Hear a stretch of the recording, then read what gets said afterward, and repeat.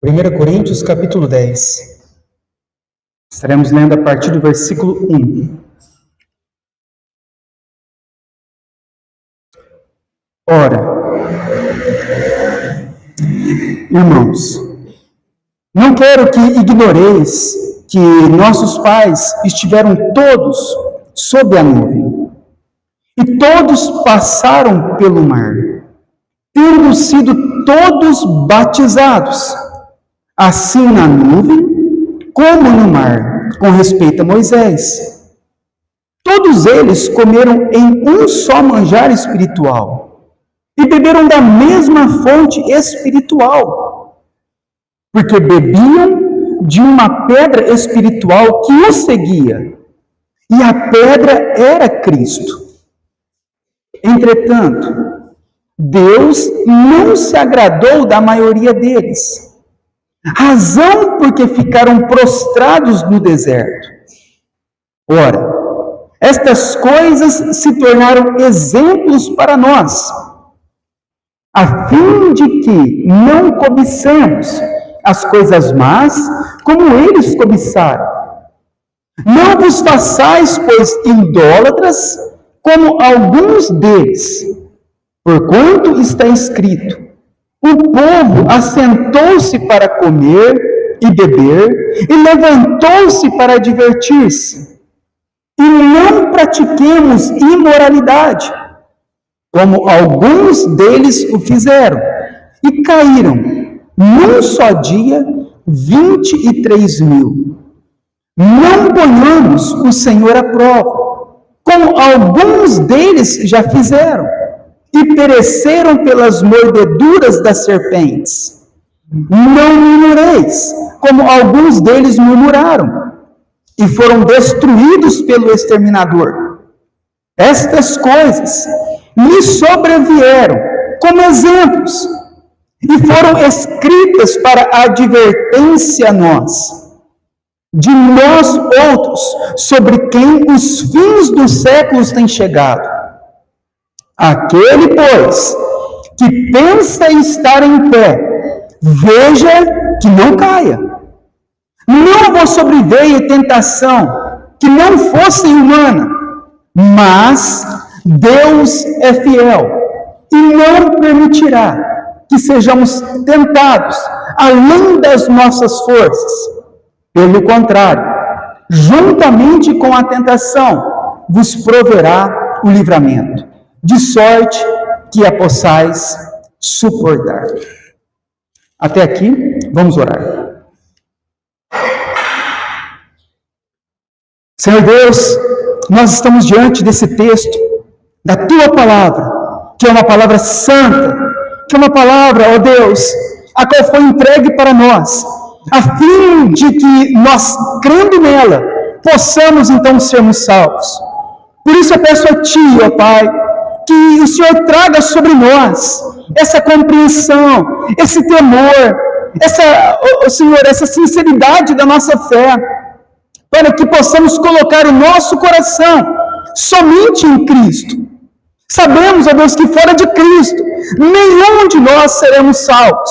Somente Cristo pode nos salvar. Por isso, ó Deus, na meditação dessa palavra nessa noite, nos conduza a Teu Filho, para que possamos, então, sermos salvos.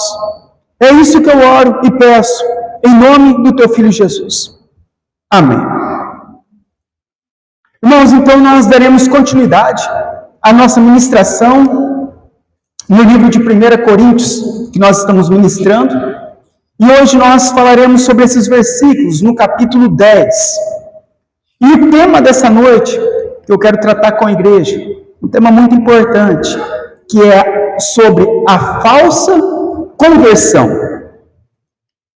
No capítulo 9, o apóstolo Paulo, ele tratou sobre a importância do Evangelho. É isso que nós meditamos no capítulo 9. Anunciar às pessoas que todos são pecadores e que todos estão debaixo da ira de Deus e da condenação eterna. E que somente a obra perfeita do Senhor Jesus Cristo pode salvar. Essa foi a mensagem que nós meditamos no capítulo 9, no final do capítulo 9. Sobre o Evangelho de Jesus Cristo, homens pecadores, debaixo da ira e condenação de Deus, e somente Cristo podendo nos salvar. E muitas pessoas, ao ouvirem a mensagem do Evangelho, elas acabam abraçando a fé e passam a frequentar a igreja, batizam, participam da ceia do Senhor. Mas Paulo agora, ele vai fazer um sério alerta à igreja, aos irmãos que congregavam na igreja em Corinto, sobre a falsa conversão. E ele vai usar o exemplo de Israel no Antigo Testamento. A pergunta que nós devemos fazer a nós hoje é se houve uma verdadeira conversão em nós. Se a nossa conversão, se o nosso cristianismo, ele é genuíno ou não. Ou se estamos apenas seguindo uma religião. Um exemplo prático que nós temos na Bíblia, no Novo Testamento, é o que nós lemos lá em Atos capítulo 8, a respeito do mágico Simão. A Bíblia fala para nós que havia um homem que era mágico, e que ele fazia muitas mágicas, magias. E um dia, o que acontece com esse homem? Ele então ouve o Evangelho. A Bíblia diz que ele abraçou a fé. Ele foi batizado. Ele acompanhava Filipe. Ele observava os grandes sinais e milagres. Aparentemente, ele havia se tornado um cristão. Alguém que era ímpio, ouve o Evangelho, e agora então ele se batiza e começa a seguir os discípulos de Jesus. Mas a Bíblia fala que logo, ele, ao observar os grandes sinais, os grandes milagres, ele então vai falar aos discípulos para que eles pudessem vender a ele o dom do Espírito Santo. Porque ele observou que os apóstolos colocavam as mãos e ali era dado o Espírito Santo. E ele, ao observar isso, ele quer comprar esse poder dos apóstolos.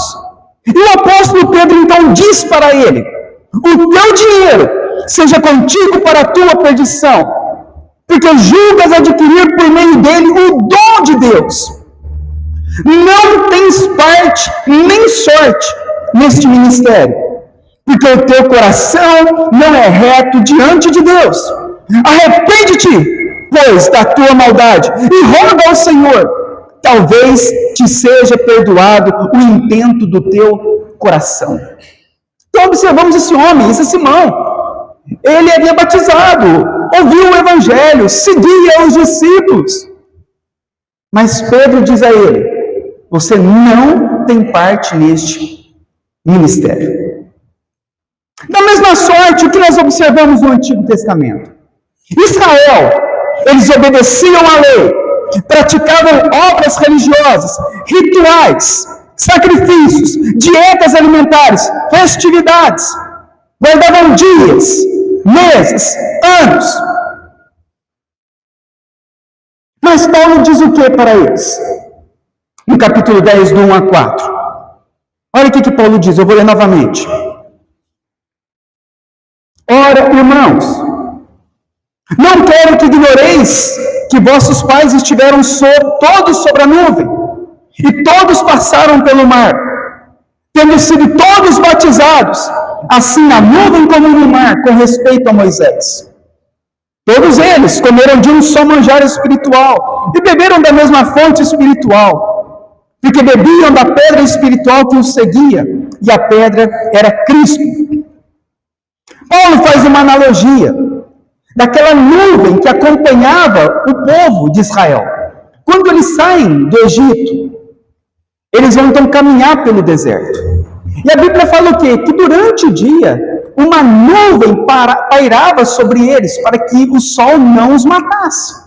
Então havia ali a nuvem que estava sobre eles.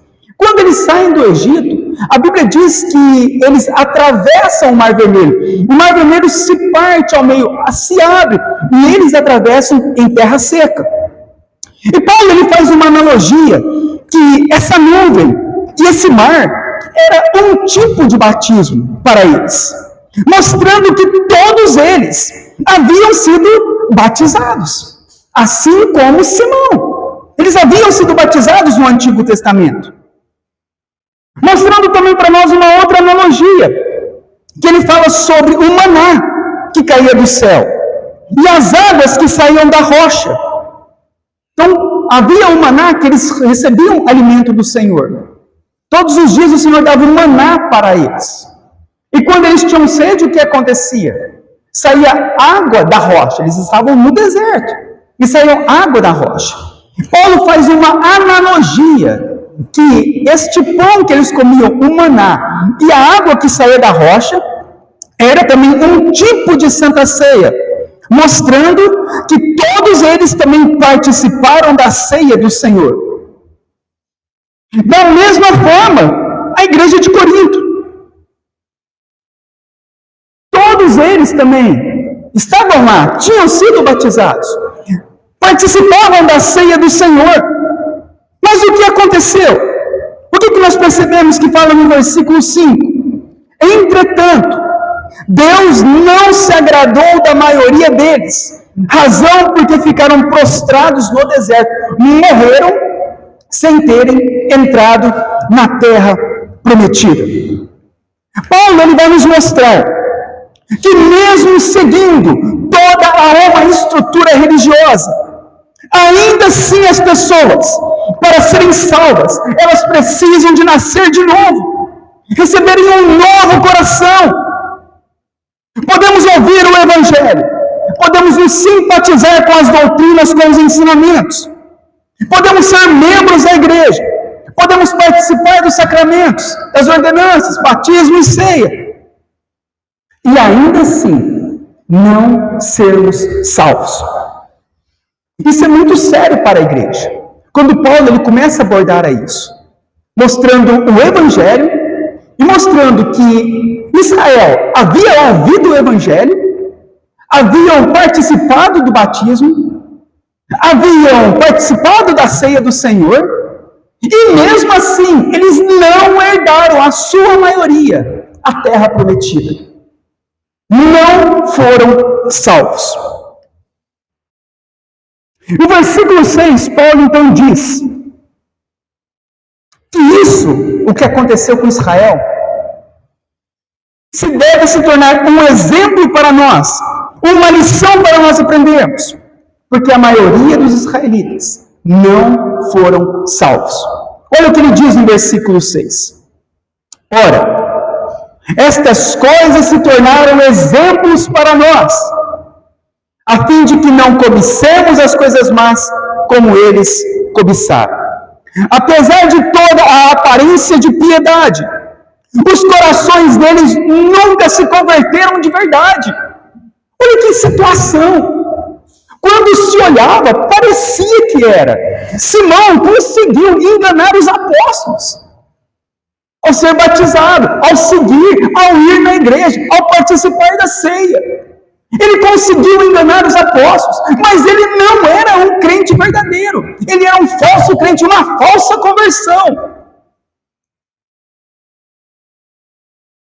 E apesar de toda essa aparência que ele tinha, Simão, que Israel tinha no Antigo Testamento, a maioria nunca se converteu verdadeiramente. Os corações nunca foram transformados, apenas seguiam uma religião como todos seguem, apenas iam a uma igreja cristã como todos vão. Mas não houve a mudança verdadeira, não houve a conversão, o coração continua o mesmo, duro. E Paulo vai fazer uma advertência a nós, que não adianta a tua religião. Não adianta você participar de ceia, você ser batizado, você ter os seus rituais, dar o seu dinheiro à igreja. Se o teu coração não for transformado, tudo se tornará em vão. E nós devemos nos atentar hoje a respeito disso. Porque pensamos que estamos caminhando e que estamos com Deus. E muitas vezes estamos mais longe de Deus do que nós imaginamos.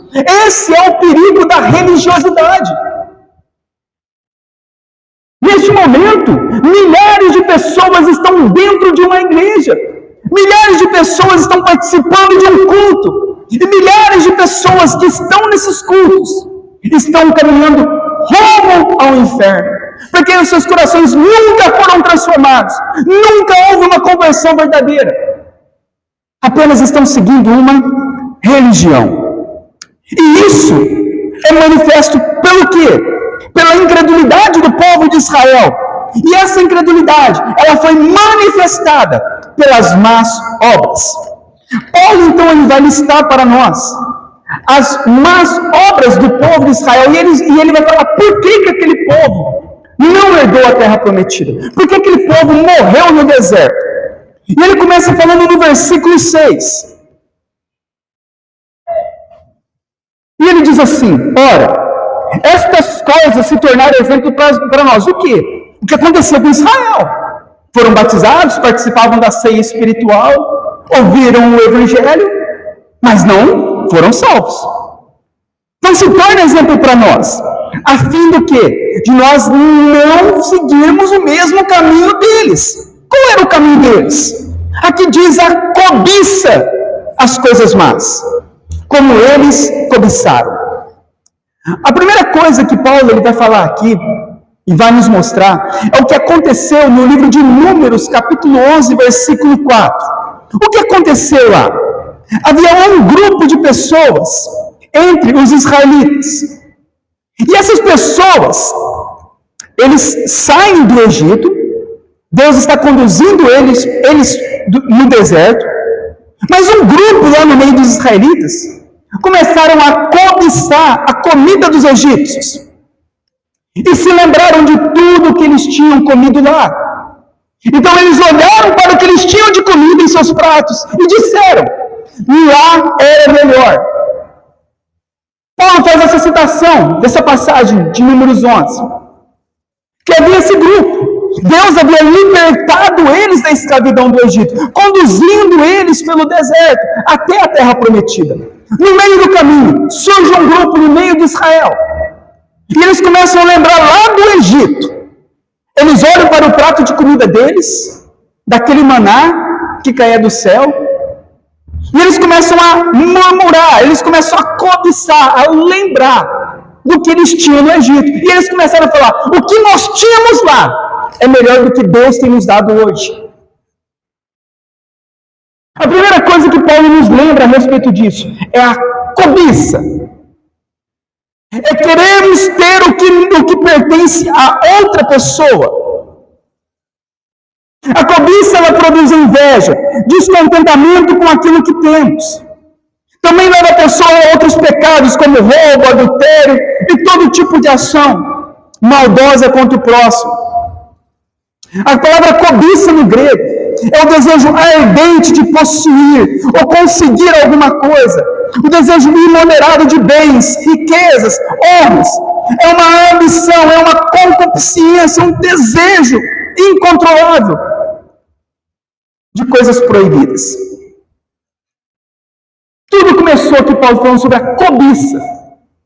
Olharam para o que tinham, mas desejavam o que tinha lá no Egito. E muitas vezes acontece isso com muitos de nós, com muitas pessoas. Paulo ele começa a nos alertar para ver se isso não está em nosso coração. Porque isso estava no coração deles. E eles não entraram no reino de Deus porque eles amaram a cobiça. Insatisfação com o que tem. Olha para as coisas que tem e está insatisfeito. Deus dá tudo o que eles precisam para viver. Mas não, lá no Egito nós tínhamos mais.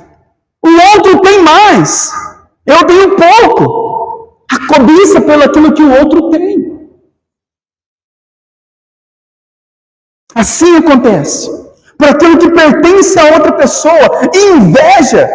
O descontentamento. Deus os livrou há mais de 400 anos de escravidão. De vez de eles estarem alegres, estavam descontentes.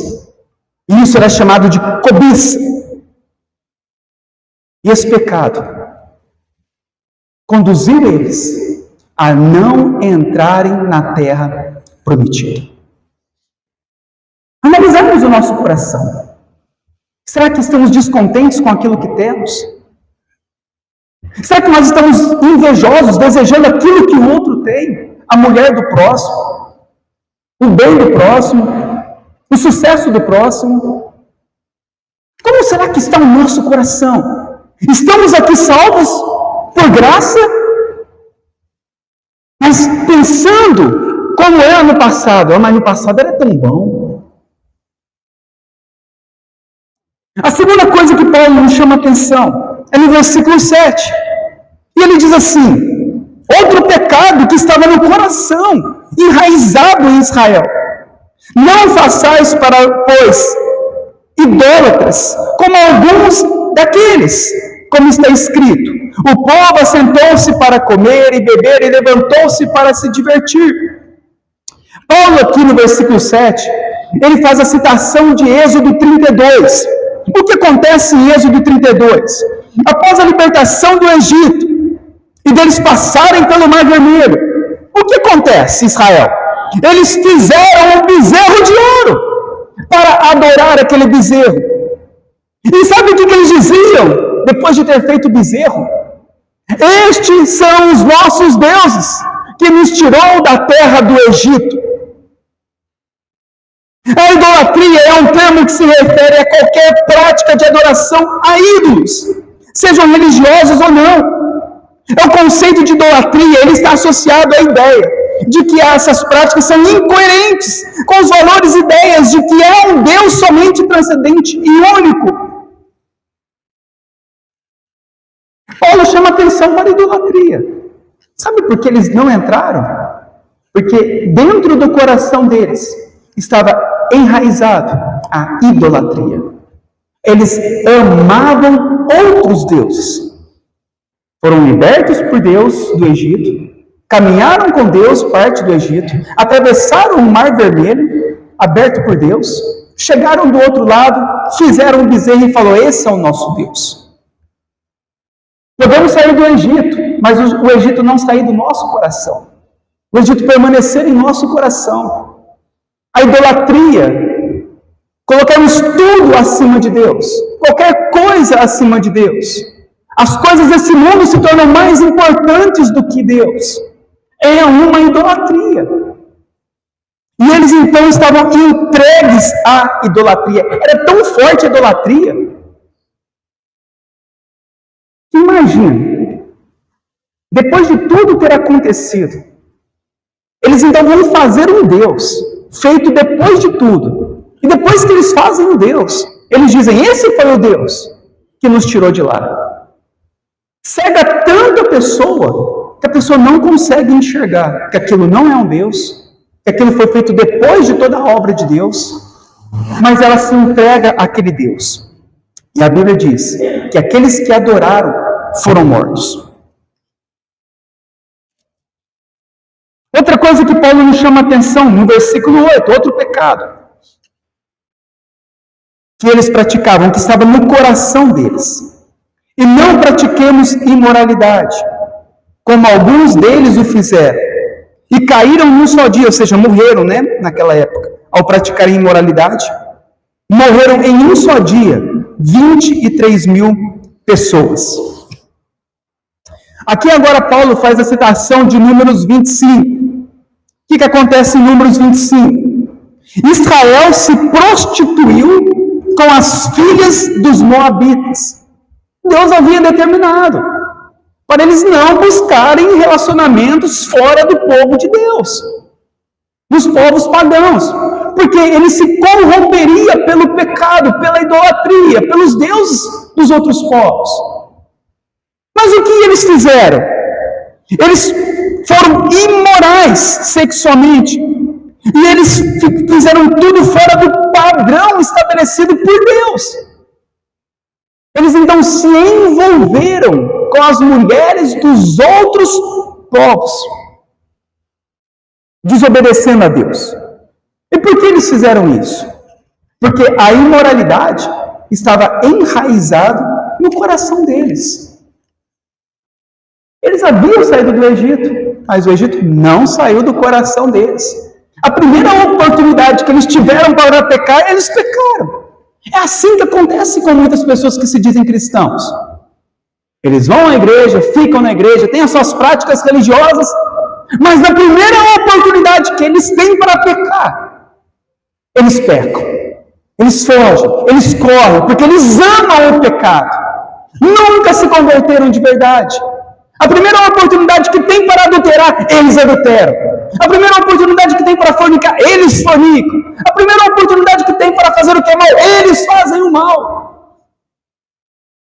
Porque isso está enraizado no coração deles. Eles nunca se converteram de verdade.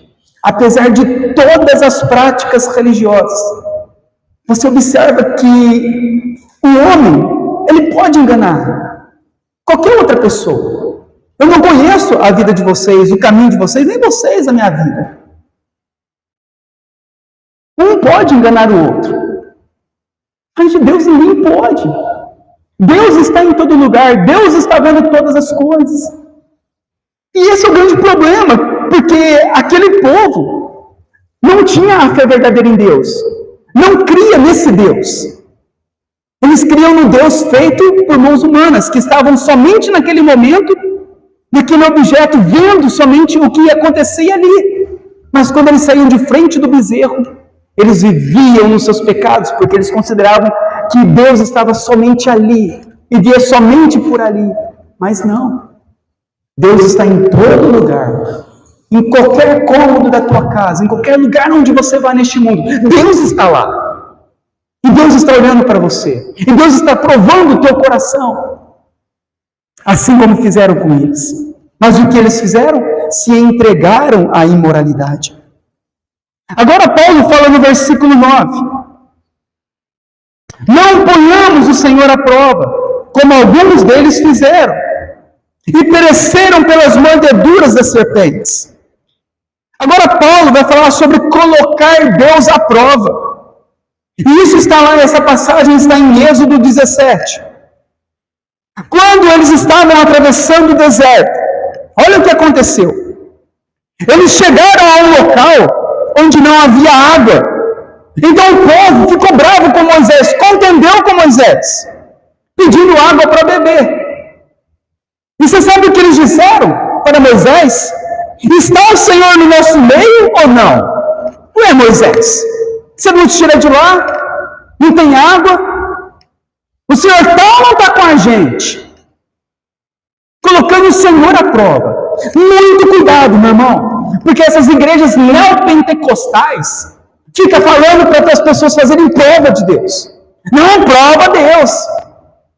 Vai lá, coloca Deus na parede. Vê se Deus não vai fazer. Testa Deus. Aquele povo não herdou a terra prometida. Foram para o inferno. Porque colocaram Deus à prova. Isso é muito sério para nós. Sabe o que Deus fez para eles? Olha o que Deus fez. Quando eles estavam passando pelo meio da terra de Edom, eles ficaram impacientes durante o caminho. É a impaciência do homem. O homem fica impaciente, porque ele quer resultado, ele quer ver a bênção, ele quer bênção. E aí vai o pastor, promete bênção, ele não vê bênção, fica impaciente. Quero bênção, mas cadê a bênção? E eles impacientes, o povo então falou contra Deus e contra Moisés. Sabe o que eles falaram? Por que nos fizeste subir do Egito, para que morramos nesse deserto, onde não há pão e nem água? Olha o que eles falaram para Deus. Por que o Senhor fez a gente sair desse Egito? Agora não tem pão, agora não tem água. Colocando o Senhor à prova. Sabe o que Deus fez? Deus enviou serpentes venenosas como juízo sobre eles. E o povo começou a morrer por essa praga. A palavra no grego, provar aqui, significa testar inteiramente. Colocar à prova o caráter e o poder de Deus. Sabe o que eles começaram a falar? O caráter de Deus. Ué, Deus, o Senhor nos tirou. Ué, Deus, estou vindo na igreja. Por que as coisas não mudam? Onde o Senhor está? Colocando Deus à prova. O caráter de Deus. Como se Deus não fosse fazer. Como se Deus estivesse em outro planeta. e começam a colocar Deus à prova. Deus mandou uma maldição sobre eles. As serpentes venenosas picavam eles. E eles morriam no deserto. É isso que está no coração. Tinham a aparência de cristãos. Mas no momento da aflição, no momento do sofrimento, no momento da impaciência, começaram a provar a Deus, a testar a Deus. Eu vi um vídeo de um pastor aí neopentecostal jogando a Bíblia no chão. Ou Deus faz, ou a Bíblia não é verdadeira. Ou Deus faz, ou não faz. Provando a Deus, o caráter de Deus. Se Deus fizer, glória a Deus. Se Ele não fizer, Ele continua recebendo glória, porque Ele é Deus. Ele não é glorificado somente quando faz. Ele também é glorificado quando Ele não faz, porque nenhum de nós merecemos nada. Se Deus não fizer, Ele continua sendo cheio de glória. Porque todos nós somos pecadores. O Senhor tem toda a vontade. Fazendo ou não fazendo.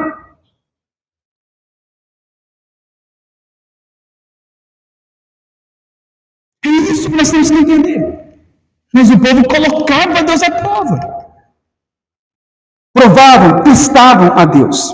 Paulo ele vai tratar mais outro assunto. O último assunto sobre o pecado deles. Estava dentro, meu irmão, dentro do coração. Aqui quando Paulo fala, não são pecados que nós não podemos cometer. Nós falhamos. Mas aqui ele fala que estava enraizado no coração. Eles amavam fazer aquilo, eles gostavam, eles tinham prazer em pecar naquilo. Quando eles colocavam Deus à prova, eles tinham prazer de fazer aquilo. Eles não se arrependiam depois. Pelo contrário, eles continuavam duros de coração.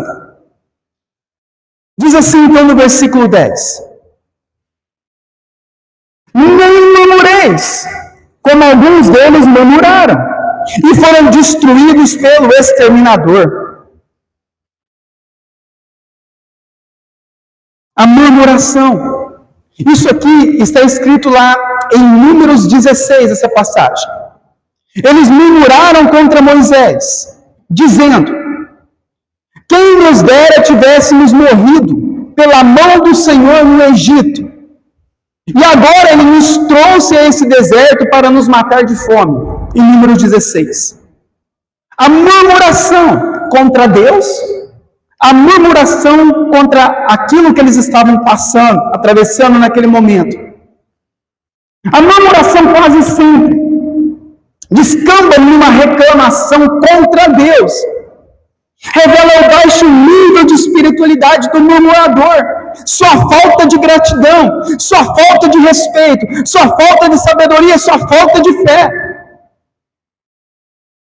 A palavra no grego murmurar é resmungar, queixar-se com descontentamento.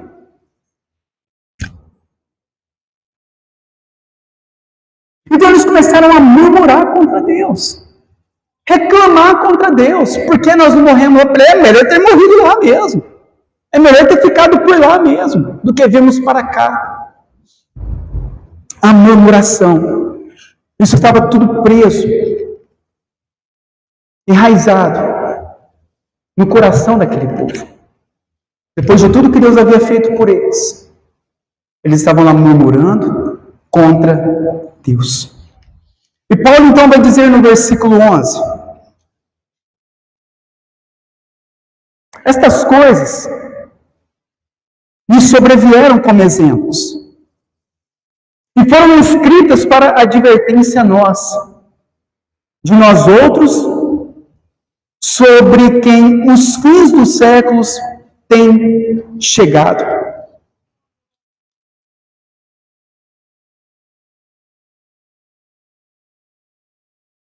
Isso tem sido escrito para nós, para nos alertarmos, para nós não andarmos pelo mesmo caminho que eles andaram, para nós não continuarmos a vivendo um falso cristianismo. Quando ele diz aqui o fim dos tempos tem chegado, após a ressurreição de Cristo, a Bíblia diz que inicia-se o fim. Porque após a ressurreição de Cristo, Jesus, ele poderá voltar a qualquer momento. Estamos aguardando a volta de Jesus. Assim como os irmãos aguardaram, nós hoje também continuamos a aguardar. Mostrando para nós que o nosso tempo está chegando. E como está a nossa vida diante de Deus? E como está o nosso coração diante de Deus? E como está o nosso cristianismo diante de Deus?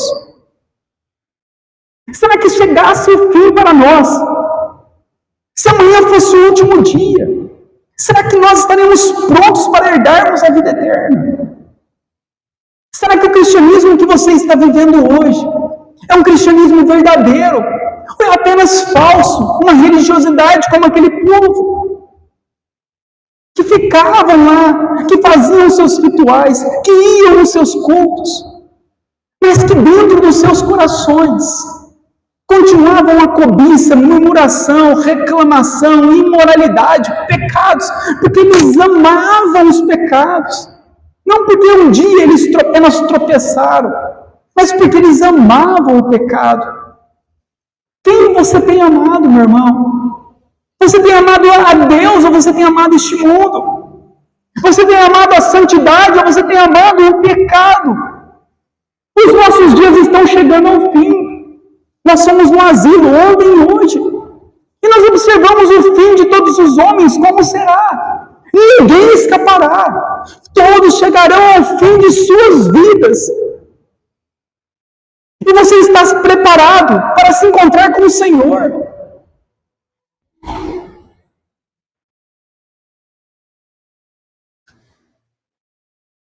Paulo, ele fala no capítulo 9 sobre o Evangelho. Mas no capítulo 10 ele mostra que Israel rejeitou o Evangelho, porque amaram mais o mundo do que a Deus. Foi anunciado o Evangelho a Israel, mas eles amaram mais o mundo do que a Deus. Paulo agora está falando, Coríntios, está sendo anunciado o Evangelho para vocês, mas vocês estão caminhando para o mesmo local que Israel no Antigo Testamento. E estão amando mais o mundo, mais o pecado do que a Deus.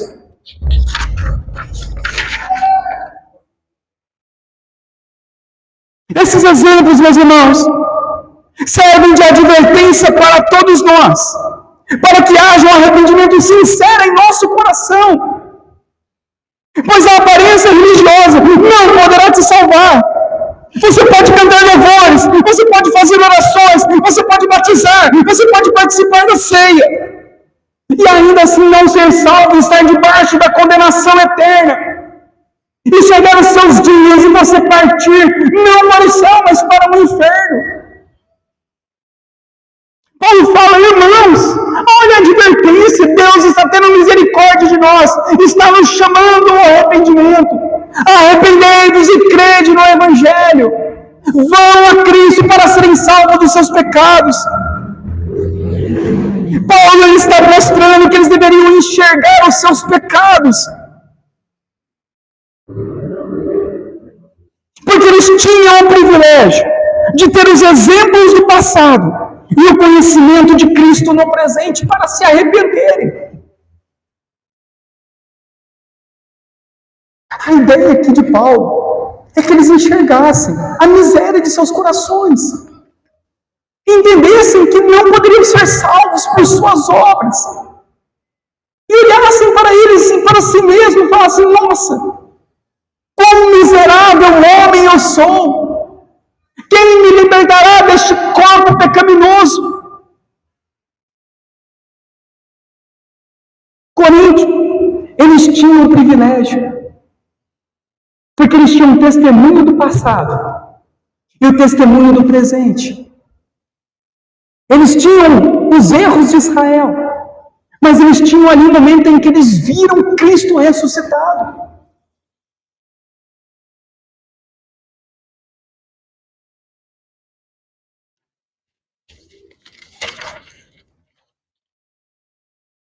No versículo 12.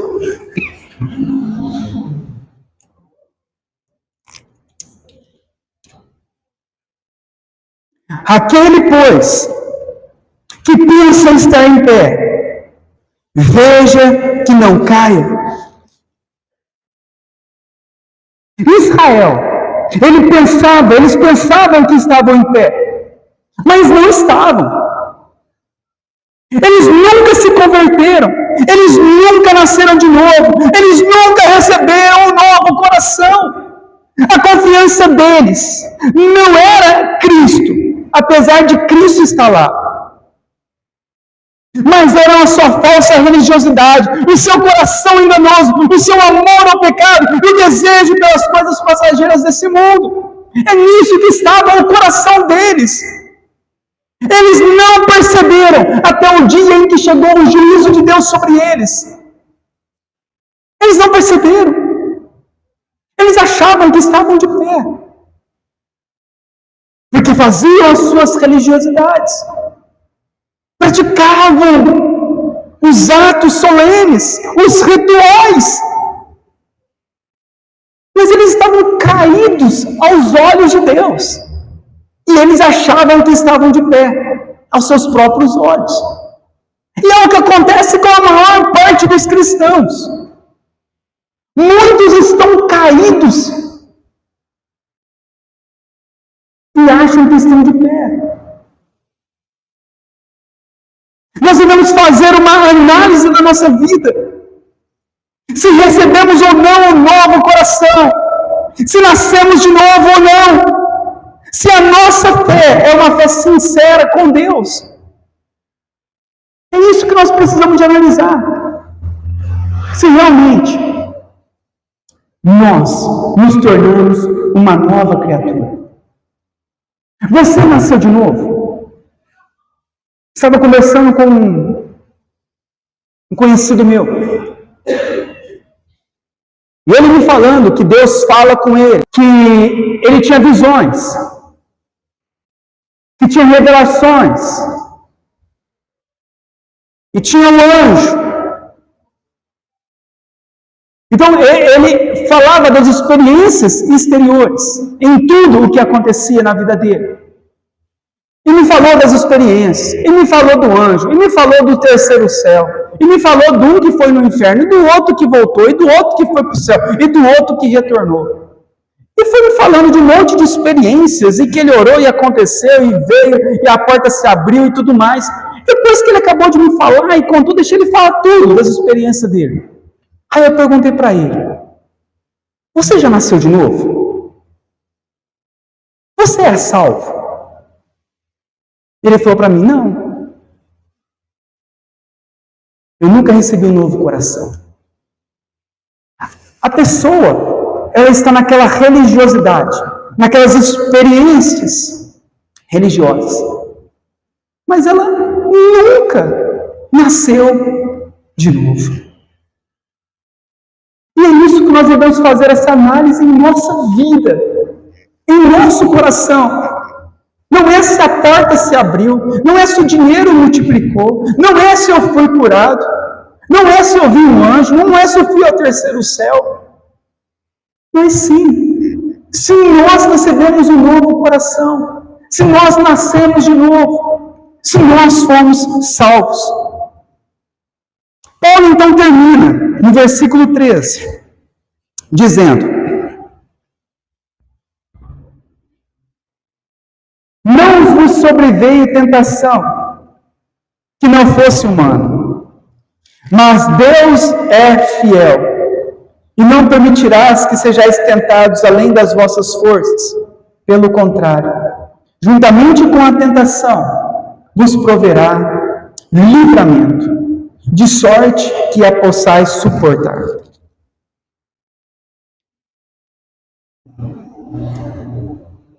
Paulo termina dizendo que a tentação virá sobre todos. Assim como aconteceu em Israel. Assim como estava acontecendo em Corinto, e assim como acontece hoje. Deus provará o coração de todos nós. Nós seremos provados diante de Deus. E o que nós devemos entender diante disso? Que Paulo ele finaliza no versículo 3 dizendo que somente um é fiel. Deus é fiel. Mostrando para nós que somente um pode nos salvar. Somente um pode colocar em nós um novo coração. As obras exteriores, obras religiosas, rituais religiosos, não podem mudar o coração. Isso não pode nos tornar merecedores do céu, porque continuamos sendo infiéis. Mas existe um que é fiel. Existe um que é o Salvador do céu, que é o Salvador de todos os homens. Um que é o Criador dos céus e da terra. Jesus Cristo. O grande erro do passado naqueles homens é terem continuado com o coração duro, mesmo depois de ouvirem o Evangelho. Confiar em suas obras ao invés de confiar em Cristo. Paulo diz que Cristo sempre esteve ao lado deles. A rocha que os acompanhava, Paulo diz, aquela rocha era Cristo. Cristo sempre esteve ao lado deles. Eles sempre ouviram o Evangelho, mas eles continuaram confiando em suas obras, em seus méritos, em sua religião. Paulo agora ele traz o que? A nossa consciência. Nós não somos fiéis, mas há um que é fiel. Há um que pode nos salvar. Há um que morreu numa cruz pelos nossos pecados. E esse não somos nós, mas sim Cristo, o Deus encarnado, o Criador dos céus e da terra, o Alfa e o Ômega, o princípio e o fim. O leão da tribo de Judá, a raiz de Davi, o Senhor dos senhores, o Rei dos reis. O caminho, a verdade e a vida, a porta estreita. É Ele, Jesus Cristo, o Senhor, o único que pode salvar nós, pecadores, diante dessa condição. E é isso que nós precisamos de entender. Que não há nada do que façamos que podemos ser salvos, a não ser por meio daquele que é fiel, Jesus Cristo. Eu concluo essa pregação com 3 pontos para nós. O primeiro ponto que eu quero que os irmãos guardem de tudo que nós aprendemos hoje é que as práticas religiosas não podem nos salvar. Apesar do homem fazer boas obras, de nós buscarmos ao Senhor, de participarmos da ceia, de irmos à igreja, de darmos as nossas ofertas. Apesar de nós fazermos isso, mas nada disso pode nos salvar. Nós fazemos essas obras porque Deus nos salvou, não para sermos salvos. É a primeira coisa que nós aprendemos então no texto de hoje. É que não existe nenhuma prática religiosa, nenhum ritual, nada do que você possa fazer que possa te salvar. Israel fez tudo, morreu no deserto. Coríntios estava fazendo tudo, estava perecendo também no meio do caminho. A segunda coisa que nós aprendemos é que nós devemos ter cuidado com o pecado, porque o salário do pecado é a morte. Aqueles que se entregaram ao pecado morreram pelo pecado. Aqueles que amaram o pecado foram consumados pelo pecado, se perderam no pecado e foram condenados pelo pecado.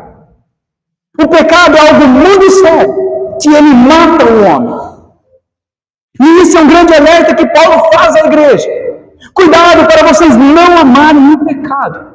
Nós devemos odiar o pecado. O pecado ele deve ser um obstáculo que nós tropeçamos na nossa caminhada, mas não que amamos. Se você continua amando o pecado, é porque você ainda não foi salvo. Cuidado com o pecado, porque o pecado te matará. E a terceira coisa que nós aprendemos, para finalizarmos, é que somente Deus pode nos salvar. Como Deus salva pecadores? Ao ouvirmos o Evangelho, ao compreendermos que somos miseráveis, somos pobres, cegos, nus, e que não há nada de bom em nós, para que merecemos o céu. Então, ao ouvirmos sobre isso, devemos nos arrepender dos nossos pecados, confessar os nossos pecados diante de Deus e falar a Deus: Senhor, Salva esse pecador miserável. Aquilo que eu quero fazer eu não consigo. E o pecado que eu tanto odeio eu faço. Senhor, me salva, porque eu sou um pecador. Irmos até o Senhor com fé em arrependimento. E então colocarmos a nossa fé na obra perfeita de Jesus. Só há um homem perfeito, só há um que morreu na cruz pelos nossos pecados, somente há um que obedeceu toda a lei, somente há um Senhor e Salvador, Jesus Cristo. E todo aquele que invocar o nome dele será salvo. Terceira coisa, somente Deus poderá te salvar. Ou ele te salvará, ou você não será salvo. Irmãos, diante dessa mensagem, é uma noite para nós fazermos uma reflexão da nossa vida, da nossa eternidade, para onde nós estamos caminhando. É um momento dessa advertência tocar em nosso coração e novamente voltarmos à presença do Senhor. Aqueles que são distantes, voltarem à presença do Senhor. Aqueles que estão à presença do Senhor, se arrependerem dos seus pecados. Vamos fazer essa reflexão nessa noite em nossos corações. Que você possa orar neste momento a Deus.